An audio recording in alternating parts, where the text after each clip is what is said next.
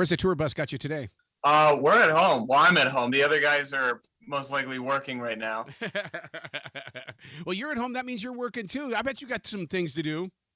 Yeah, I'm actually putting together some cassette artwork that we're gonna hopefully order this week. Some cassette copies, some super limited edition cassette copies of the new album. That's so funny that you say that because I was with the people at that on NBC's The Voice today, and we talked a lot about cassettes. And then so to hear you continue that conversation, I mean, I Hmm. got to be honest with you, the younger generation says, "Yeah, I want some of that action."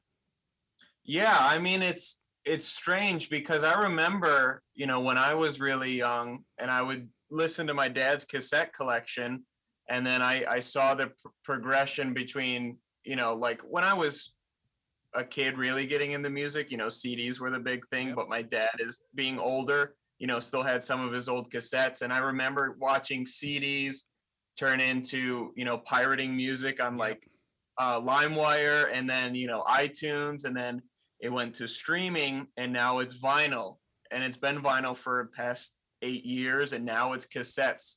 Like they just sprung up out of nowhere in the past year or two, Yeah, because you know? I have so many cassettes, and what I did was I bought a digital device that helps me transfer it all over into into the digital world and stuff like that.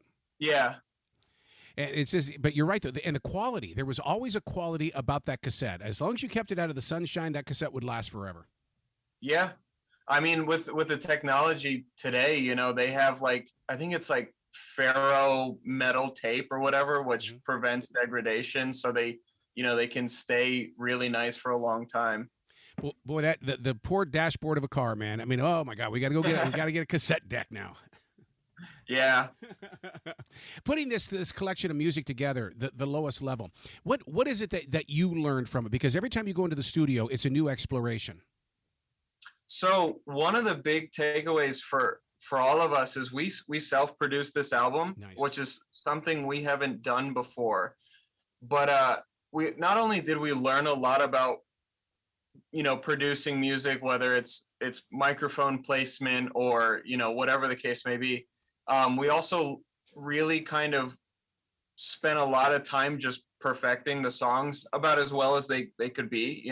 Obviously nothing's ever perfect, but um, we there's one song that we rewrote and rewrote the bridge maybe 6 different times, and we really kind of just dove headfirst into what we could do to make the song better. Did you when it came to the song, the sun, the moon, and the truth? There's a deep meaning to this song. I mean, if people sit back and really listen to the lyrics of this, they're going to experience their own interpretation. Absolutely. Yeah, I mean that's one of my favorites too. And going off the lyrics, we I try not to write uh too vague that it's unrelatable, but I try not to be too obvious that Right. the meaning's, like right in your face and there's no other interpretation. But we kind of want to leave it open ended. Like songs like Sins and I Master, they're a little bit more on the nose, but Sun, still has kind of like this poetic, vague, um, you know, meaning and allows for interpretation. Speaking of meanings, how about that album cover, man? I mean, what went into that? Because it wasn't done by the first time. I mean, you guys had to have crafted that to put it together. Yeah, so the guy who did the artwork, his name's Daniel Porta. He does a lot of work for traditional heavy metal bands within the similar style we are. He does work for like Haunt and Unto Others and Silvertown, like a bunch of other bands.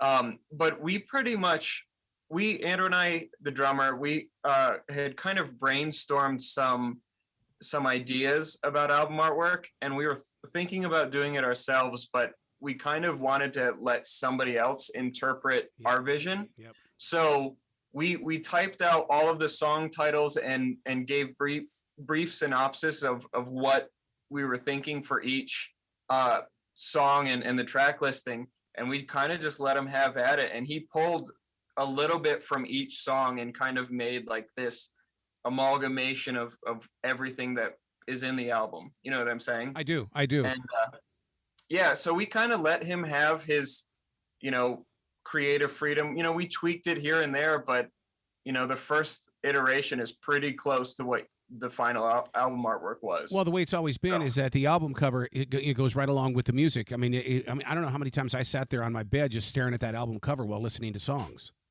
Yeah, absolutely. And I'm a big vinyl guy too. So I love being able to like hold the album and look at the artwork and read the lyrics while I'm listening to it. It's a whole experience. Have we redefined what metal is or great rock is? And the reason why I bring that up is because it seems like that every generation now is calling it their own. I think there's a lot of really great innovation happening with metal, and I think it's just because of the accessibility of music nowadays. Mm-hmm. We live in the 21st century, and you can hear 100 different bands in an hour. You know what I'm saying?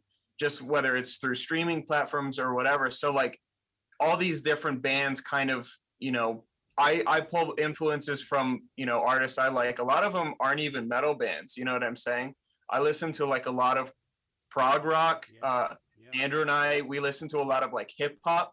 Sal is our bass player, is a big death metal guy. Chuck's really into like symphonic, like orchestral stuff. So yeah, I mean, we all kind of pull it into different places, and I know this is a long-winded answer to your question, but there's a lot of bands I've seen, and this isn't a judgment, but they kind of recreate the magic that was the 80s and 90s. And but it kind of falls flat because it's been done, it's heard, it's predictable. So some of the metal bands I really like, they take what is familiar and put their own brand on it, and their own trademark. Well, your trademark those guitars, because you look at that song "Sins of the Many," and I mean those twin guitars, man. I mean, you layer them so perfectly. Mm-hmm. Yeah, we try to, obviously we're just four dudes, but we try to create as much musical and composition as possible, because like even Sal, when he's on some of his bass parts, he's not following the rhythm guitar. He's kind of doing, his own lines, and he's filling in gaps where the guitars are just, chugging. Long intros. That's the thing that really caught my attention on this one. I mean, you guys have got some long intros. I mean, there for a while, there a lot of these bands were doing no intros, and it's like, no, you got to get this song into my heart before you start taking off. Yeah. We, it's funny, is we tried to stay away from some of the longer intros. I think it kind of just happened naturally. Like World Stone, we've got that minute and a half long intro. Yeah. But it's an album opener. But like with Pray for the Night, we're in it in 30 seconds. We try to, and I know this is kind of a silly adage, but we try to kind of stick to as much as we can to the don't bore us, get to the chorus. You know what I'm saying? Yeah. Well, which is that's so interesting that you say that, because in my notes I said it hit me hard. You didn't waste any time making your presence known. Yeah. I mean, you jump on that thing big time on that song. Yeah, Pray for the Night. Yeah, we really wanted to, and Pray for the Night we chose as the lead single because it kind of is the most accessible, and it's got a little bit of everything. It's got like really heavy guitar riffs in the intro, and it's fast, it's dynamic, it's kind of brooding, emotional, and but the chorus is big in my opinion, and pretty much everybody could sing that, and that was kind of the point, is to make it catchy and make a really good hook, and hopefully we accomplish that. It seems like I'm thinking it's on your set list, isn't it? Yeah, absolutely. Yeah, it would have to be, but do you have to sit there and argue with each other about the way? It's like, okay, do we go 3/4 of the way into the show before we let them have it? Do we do it in the front so we can ignite them? What are you going to do? So for set list, typically when we're on tour, we play the same set list every night, just so it kind of gets tighter and tighter as we go. But we always try to keep our set list kind of like peaks and valleys. So we'll start off with we'll start off strong, and then we'll get even stronger, and then we'll kind of bring it back down, in terms of like tempo and feel. And we also try to Same with the album too. We try not to pair songs back to back if they're in the same key. Which I know metal specifically has a classic trope of being written in E minor. So that's another thing we kind of take into consideration. You know, maybe we play a song in D minor here to start and then we go elsewhere. Just so it kind of breaks up the set and doesn't feel like you're listening to one long song, you know? I do know and one of the things that when you talk about the energy and the tempo and stuff like that, you jump right away. I'm starting to think of the song of Ash, because the song, you don't need a Red Bull with this one, and I mean it really takes off. Yeah, and that a lot of that energy and you know, as Andrew describes it, it's like a locomotive that just won't stop. Right? You know, it just goes the entire time, and that was a big influence from Andrew. You know, he's like, let's just make it go, and that's why he's like constant double bass the whole song. Dang. But yeah, I mean that song goes. That one's a really fun one to play live. It goes over well live. Yeah, but how do you guys catch your breath after you play a song like that? I mean, you're back there sucking on oxygen right after it? Yeah. Well, it's definitely, you know, it's a learning curve to sing and play at the same time, but it's all about like controlling, you know, your oxygen output, I guess, just so I don't pass out on stage. I know the other guys, they just go full bore the entire time. But as the vocalist, I kind of do have to you know, conserve my air and energies just so I don't get winded. Right. With the song World Stone, I mean, you guys fade into that song. And so that caught my attention as a creative person in the way that it's like, okay, I'm walking into this song as it begins. Yeah, and it was kind of, it's meant to be, obviously the intro is meant to be very atmospheric and just kind of slowly, like, you know, like you said, walk into it and kind of slowly open the gate, metaphorical gate, if you will, into the album, and you know, just and then it just takes off. Yeah. But yeah. Do you find yourself going on a more national tour or anything like that, or what do you guys got planned? Right now, the tentative plan is to do a full U.S. tour sometime next year. Nice.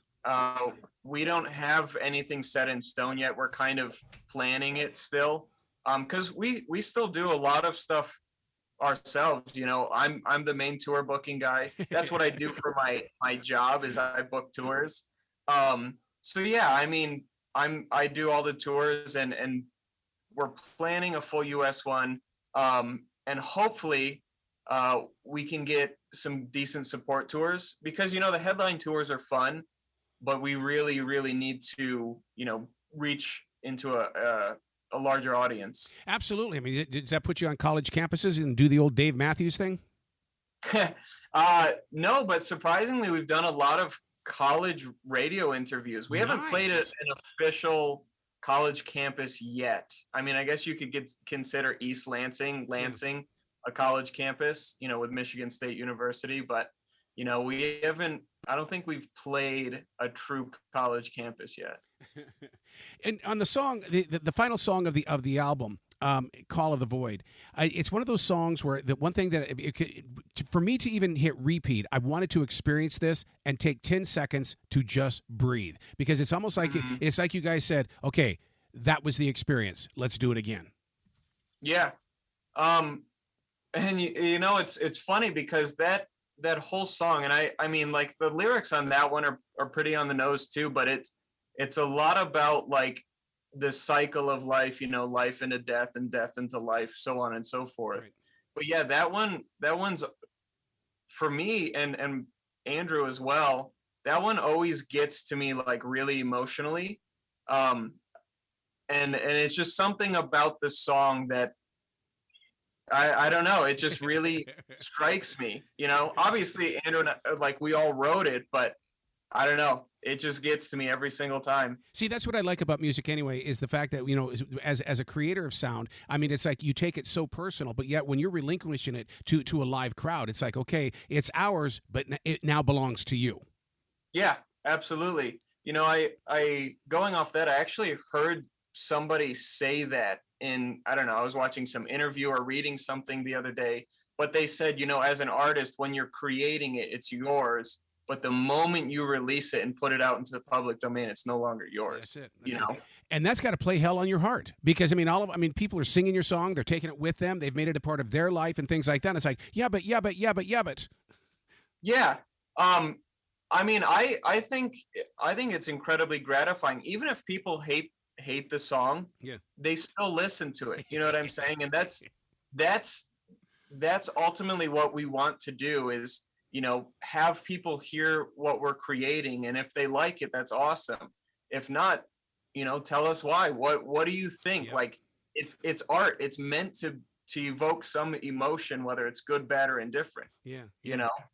And and what's fascinating when you were telling me that you book the tours and stuff like that. I like this page in music history because it's during the 80s and 90s it was all about the record companies and all that kind of stuff putting you guys out there, and you guys didn't have the control that you have now. I mean you're probably doing your own merch right now. You're doing everything, Yep. And that to me puts more passion or more investment in your product. Yeah, absolutely. And not only that, but there's less hands in the cookie jar. Yep. We design all of our own merch. We press all of our own merch. We run our own web store and all that stuff. So like supporting the band has never been more lucrative in the 21st century. Right. Whereas, talking about the early days of the industry when you had all these record label executives, taking their cut of the revenue on the way down, and then the band's left with crumbs. Yep. But yeah, I mean, it definitely costs a lot more time, but we can be deliberate with our decisions in what type of merch we're putting out, and we get all of the money, which is huge. Somebody was telling me last week that you make the music because you need to get the performance. You get the performance to sell the merchandise, and so it's like you need that album first. But it wasn't like the old days where you were trying to sell the album, but you want to sell everything else. Yeah, I mean, we're essentially traveling T-shirt salesman. You know what I'm saying? It is true with the resurgence of physical media like vinyl and cassettes. There's becoming an increasing way bands can make money off of the music, but a lot of people still stream and listen to music digitally, which is not really, it doesn't pay well. Right. But being out on tour and meeting people face to face and establishing those connections, that is the most valuable thing, because we can meet somebody at a show in St. Louis, Missouri, and they're a fan for life. Yep. They show up at every show. They buy the CDs, they buy the vinyl, they buy the new merch drops, whatever. But that's really, the valuable thing is making fans. Yeah. Where can people go to find out more about the new album and get some of that merchandise we're talking about? Everything's at tyrantband.com. That's simple. Yeah. That's simple. We make it so simple.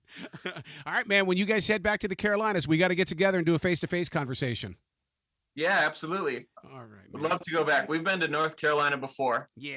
Is it a different type of audience when you travel, let's say, from the South to maybe up around the New York area, and then you head out to California? Well, we haven't been all the way out to California. I think the furthest west we've been is Albuquerque. But yeah, I mean, there's definitely a difference. A lot of the times when we do these tours, we kind of hit markets outside of like New York City, because in New York City there's a million things to do. Yeah. People don't want to go to some metal show on a Thursday evening, but like we played St. Louis, and I think we did like 40 people on a Sunday. It's weird to see these little pockets of like metal fandom. It seems like the South and Southwest is really into metal. Yeah. And like the Pacific Northwest. The East Coast is, they like metal, but it doesn't seem as popular. Yeah. And I'll tell you what, and it's helping that these classic rock radio stations are finally embracing new rock, and they're calling it second generation classic rock. I mean, if that's what you have to do is change the title, still, it opens up the door for bands like yourself. Absolutely. Yeah. Yeah. Well, dude, come back to this show anytime in the future. The door is always going to be open for you. Yeah, I'd love to come back, man. I appreciate it. You be brilliant today, okay? Yep. Thank you. You as well, man.